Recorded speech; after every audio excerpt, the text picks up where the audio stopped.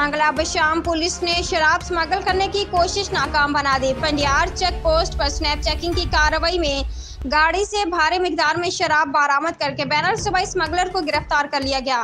कार्रवाई एसएचओ बशाम बख्त जाहिर की हिदायत पर in-charge check post Pandiyar Shah Mohammad की तरफ से अमल में लाई गई। मंशिया स्मगल करते पकड़े गए स्मगलर सुफियान अली का ताल्लुक फैसलाबाद से है।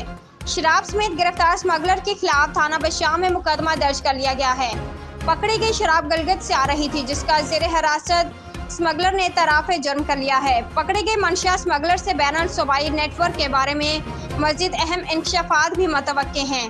मंशियत की सप्लाई लाइन बंद करने और मौसर कार्रवाई के निस्बत regional police officer Malakand Nasir Mahmood Satti और district police officer Shangla Sajjad Ahmad Sahibzada के विजन के मुताबिक ज़र निगरानी एसएचओ थाना बशाम बख्त जाहिर और incharge check post Pandiyar Shah Mohammad मंशियात की सफाया करने में मसरूफ।